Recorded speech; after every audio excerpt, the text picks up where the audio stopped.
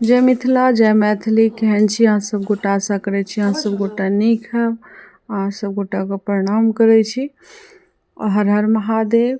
तो हमर सुबह के शुरुआत तो भए जाए 5 बजे, लेकिन हम आयल छी 7 बजे किचन।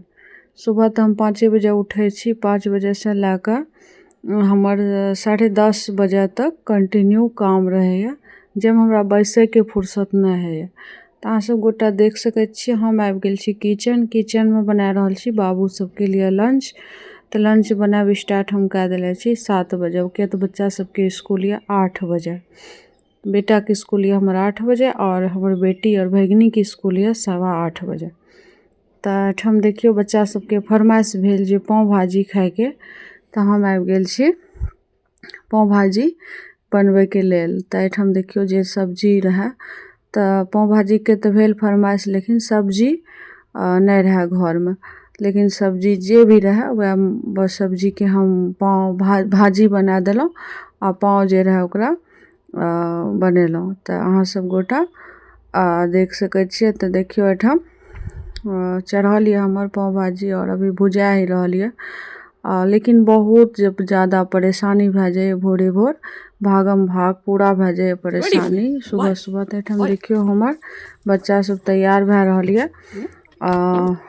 पतिदेव हमर सुतले छथिन और उठे छथिन 7:30 बजे। उठ कर ब्रश करथिन, गरम पानी चाय पीथिन, और बाद फिर हमर बेटा के जाए स्कूल छोड़े के लिए। तो हम देखियो लंचो बना रहल छी। हम बच्चा सबके बोतल में से पानी भर रहल छी।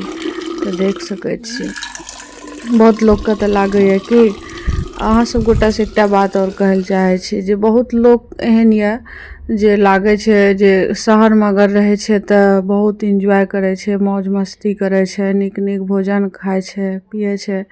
लेकिन कोई आपके शहर में रहियो, बच्चा सबके पढ़ाबियो, तब पता चलत जे कते संघर्ष के जीवन रहे पड़े छे शहर में, और कतबे टाइम रहे छे, कतने फुर्सत में लोग बैठल रहे छे।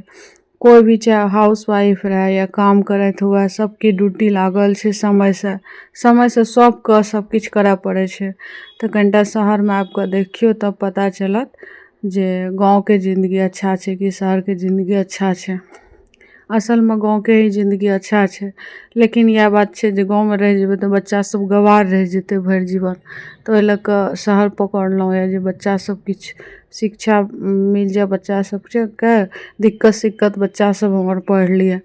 तो देख सके छिए बच्चा सबके फरमाइश तो रहे डेली, लेकिन रहे तो या लेकिन नहीं बेसी बना के दै छी किछ यूनिक चीज। ताय सोचलहुँ कने बना दै छिए। तो पाव भाजी बना रहल छी वह, और हमरे रोटी सेहो बन गेलिए कि तीनोटा दूध रोटी केला खा के जाइए स्कूल।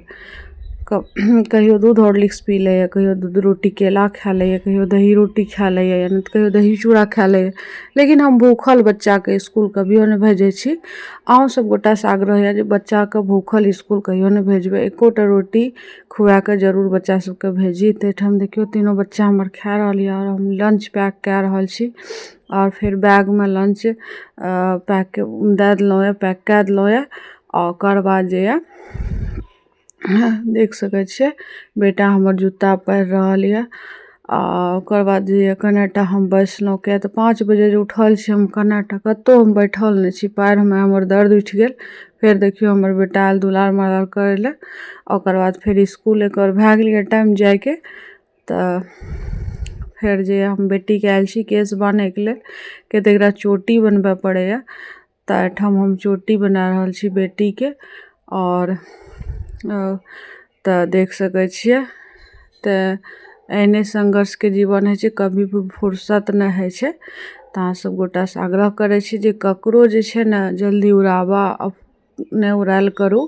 कनिटा आबि के देखियो जे कतने शहर में काम रहे छे। तो हमर बेटा से हो चल गेल स्कूल, और बेटी हमर रेडी भए रहल ये। बेटियो हमर चल जात स्कूल अब कुछ देर में। तो हम बेटियों के गाड़ी आबि गेल ये, और बेटियो हमर चल गेल, बेटी भगिनी दुनू गोटा चल गेल। तो केहन लागल हमर ब्लॉग के ज़्यादा से ज़्यादा प्यार देबे और फॉलो करबे। हर हर महादेव।